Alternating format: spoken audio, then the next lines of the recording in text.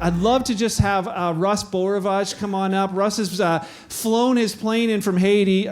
Hopefully he's going to share some of the details around that. It's crazy, but the enemy's at work, but the Lord is at work as well. This brother, man, so blessed that you're part of our family, and looking forward to hearing this update. So, yeah, thanks. And I am one of the illegitimate speakers, I guess. So, non-professional, not much like. Sorry. Oh. We got to give you perimeters here. Okay, whatever. I was moving off because the screen's coming up, and I thought my head might be in the way. Yeah. Because it goes this way. Okay. He's online rookie. Okay, here we go. Throw me off. Introduce yourself and let's go. Okay, I'll be Russ Borovage tonight, filling in for myself. And did I move it? You're moving this. You gotta stay in the middle. There you go. Oh, Okay.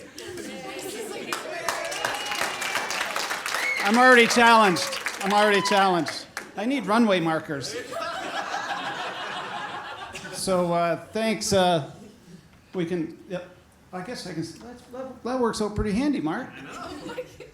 Anyway, yes.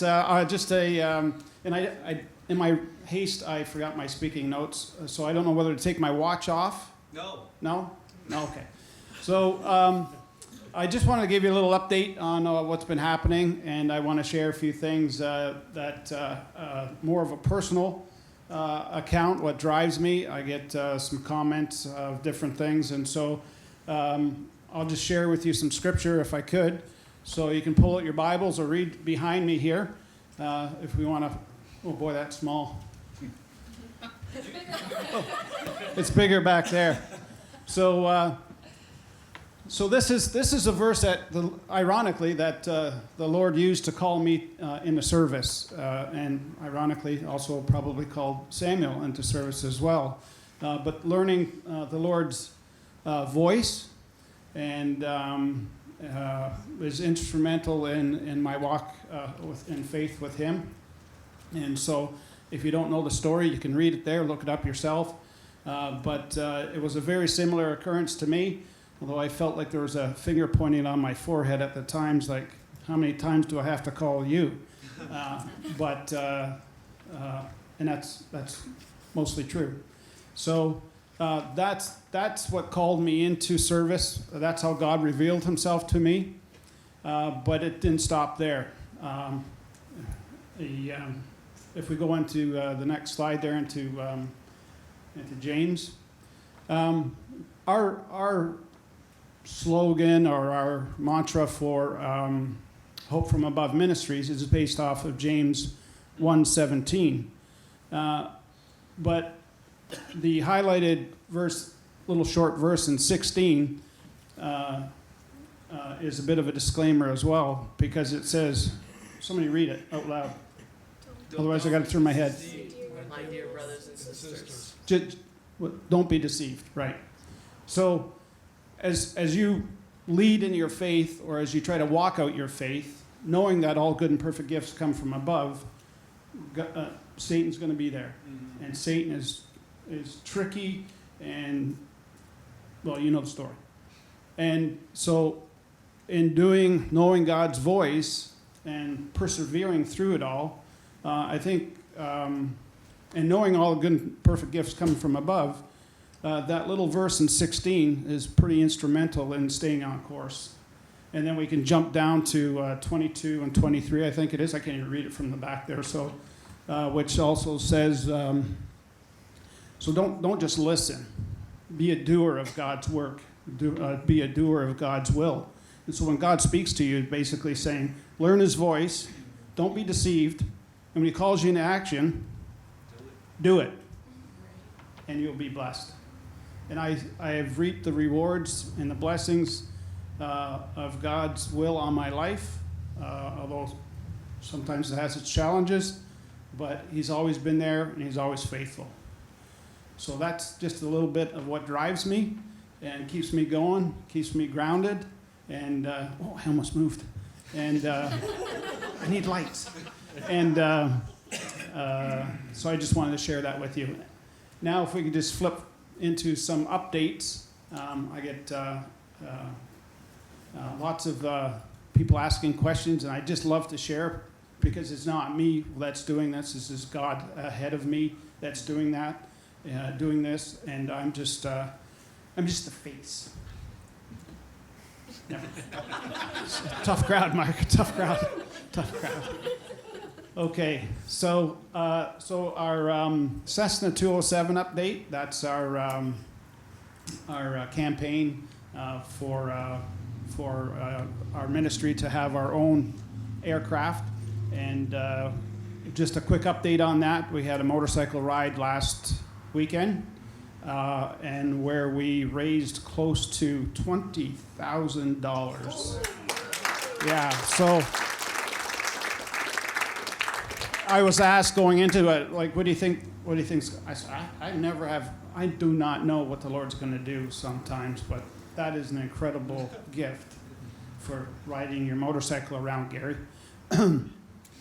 Anyway, so yeah, our Sky's the Limit campaign has maxed out our match funding, so that's a huge blessing, and it comes with a silver lining because when I reported it to the donor who doesn't want to be revealed, he said, well, there might be more where that comes from. So that's a sweet gift, and we are truly blessed for that.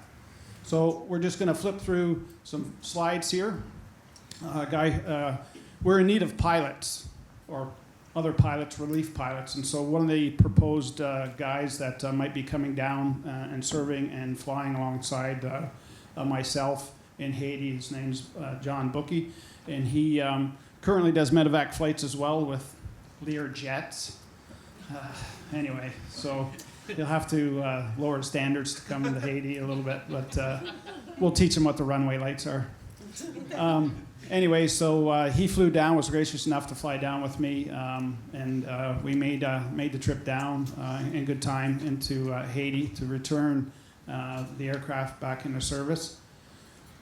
We're just gonna, and that's us landing eventually about, I'm gonna set, I think it was about 15 hours of flight time to get that aircraft northwest Haiti and where we serve in the area of red soil called Bombardopolis. I didn't make it up, that's the name.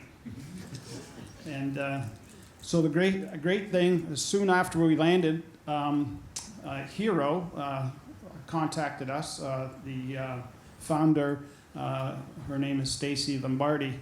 We'd been corresponding a little bit, and she really wanted me to keep an aircraft in Port-au-Prince in order to be able to assist their medical EMS service. And I said, well, I don't feel led to have an aircraft down in Haiti, or down in Port-au-Prince. So when I landed, she knew I was back in country. She reached out to me and she said, I got something that I think that's going to work for both of us. She said, what if we put one of our bases in Bombardopolis? And so through MOU, we joined partnership. It's not totally official on her side until I get back in country because they didn't want to break in service. But we are basically Haiti's fixed-wing medical evacuation service for the entire country. So it's crazy. And so that keeps us busy, and thus more need for relief pilots or missionary family to come in. So HERO's acronym there was Haiti Emergency Response Organization. That's what it was. Sorry. So, and it's kept us busy, and even prior to our kind of finishing our MOU, we were called to help. And so some of these slides as we go forward are just some of the things that were captured. We medevac burn victims out of Cap Haitian in the Port-au-Prince. We were able to save the lives of a lot of people, and including this young 3 or 4-year-old girl that was severely burned with gasoline. And but anyway, it's all tragic. Here with Hero also brings in doctors. And so there was a French Canadian that was down serving in the States right now, but he came up, and French is a gift in Haiti. And so he was not only helpful in saving lives at our hospital that we serve at in Bombardopolis, but he was out in the community in different places. And so we were able to get him to where he needed to be and to save people. And again, most of the flights we do are life and death flights. There are some flights that are like repatriation that are organized and stuff, but most of the time when we're called, it's last minute drop and go. So we just pray that the weather cooperates, and it doesn't always cooperate, but yeah. Yeah, and these are just some more pictures of some of the flights and some of the people that we've been able to help out with. And Hero, so as it stands, we have two basically paramedic or highly trained paramedics. There isn't really a paramedic designation in Haiti, and so they're trained to that level. They're able to suture. They do much more than, you know, what our paramedics, I think, do here, at least from what my daughter says. And so they, when we're not flying, they come in and assist in the hospital and suture and do wound care. And so it's a win-win for us at the hospital, and as well as for them to be, as an organization, to have the air asset to be able to move throughout the country to medevac people out. They are a donor-based organization, so how it works, similar to us, is people donate on membership, and so they accrue the finances through membership, and then they're able to respond accordingly. There's the photo, the one guy with a leg there, he was a repatriation. He was in a motorcycle accident in Port-au-Prince, and so we took him back home to the Dominican Republic because he couldn't, they had no room in a flight with his legs all pinned together, so that's why he went back. We started with a bunch of cargo. The photo to the left is Bhaskar. Well, wait, that's my left. What's behind me? Quick. Left or right? Left. Okay. So he's our ground guy in Port-au-Prince, and so we loaded about 1,500 pounds in the back of medical supplies in the back of the 207 and took it up to Bombardopolis. And then and we're back doing the other missionary flights, and then we're also moving medical people around for training and stuff. So the roads right now are choked off around Port-au-Prince in most areas because of the gang activity, so the air is really the safest way to move right now for supplies of any type. So having the aircraft of that size has been a game changer for our ministry up there and for a lot of people as well. It's really greatly impacted everybody. And you know, sometimes they don't like us. We can't take off at night, but we can land at night. So this is us coming in a late evening emergency flight to save the life of I can't even see who it is, but of someone or some person there at that time. And I remember it now. It's somebody that wasn't going to make it through the night for a breathing issue, a child, I believe. And so we were able to get it to the hospital that evening. Sometimes these people have nothing, so all the donations that come through, we put for fuel. Fuel right now is $10 US a gallon for aviation fuel, so it's expensive.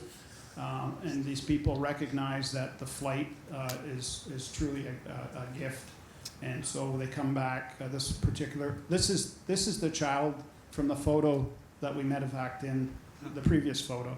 And so it happened that I was back in Port-au-Prince the following week and brought them back, which isn't often the case because we kind of only do the emergency stuff, and so we don't go and repatriate them back home. They get on a bus and take the 12-hour bus ride back up. And so I was able to fly them back, and then later the family came up to see me, and they had nothing but a chicken. And so I accepted their chicken and got to snap a photo for that. So that's our 207 update, and we thank you for that. And we also are in the process of building a hangar up there. And so we've had a door. We had this door before we had a building. And so it sat up there for 3 years, and it was cut in several pieces to get on the back of a truck as it was trucked into Port-au-Prince with another hangar door for MAF down there.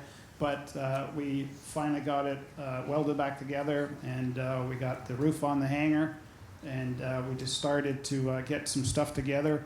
And there's no power to the hangar, but we can put a cordless drill in the motor drive, and that's how we got. You see a guy sitting up in the hangar door there. He's just sitting there going for a ride to get the door open so that we could slide the big airplane in before I left to fly home, so it was out of the elements. And so these are just some photos. That on the left there, that's going to be the living quarters for Hero. This will be their base on the left, and then pilot quarters on the right, or vice versa. And so there's a common area, and that's just the wire mesh gridding to pour the cement. And one of those pieces of rebar used to be $4.50 US. It's now pushing $13, and they're 3 feet shorter. So the prices and even sacks of cement are tripled in price. So everything has just gone up exponentially. The door, you could see it was no lift power other than, they're not all there, but we had about 20 people with ropes and stuff putting the steel structure up in place. And we got it up in there and got it welded in place and got it lined up. Yeah. And that's just the hangar going back together, the door on it, and then somewhat getting closed in. Get some doors on it, some bars on the windows, and up at the top there's some polycarbonate just to let the light come in, so that we don't always have to turn lights on.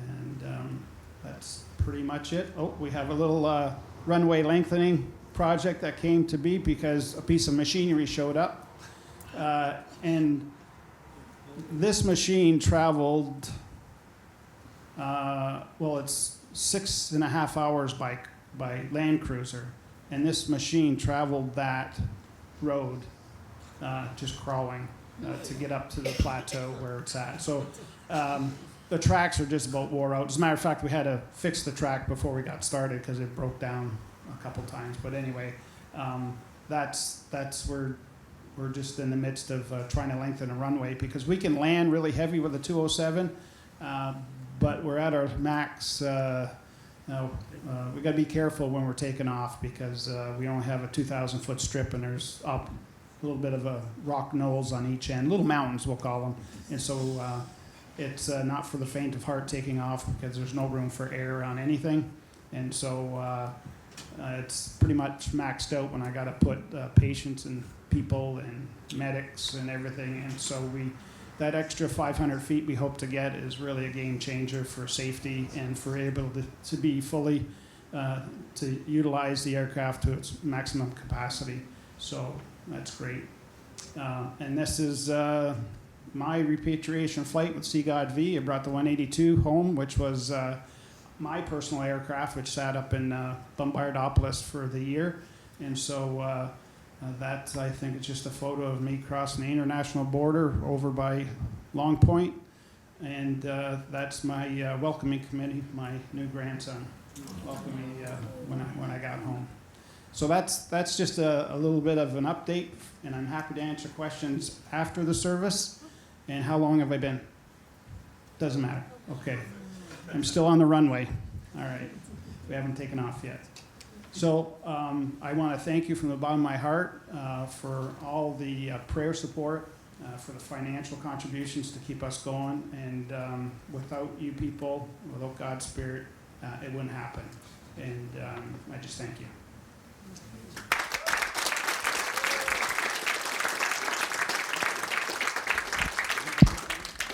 Yeah, you may move. Wow. Have any of you here been to Haiti before? Bruce? A few of you? Yeah. Haiti is nothing like here. The fact that all of that is getting done is borderline miraculous, and seeing God in it is incredible. And so really grateful for Russ's service there. And yeah, if you have questions, talk to him. It is good soil to be pouring into. So thank you for that.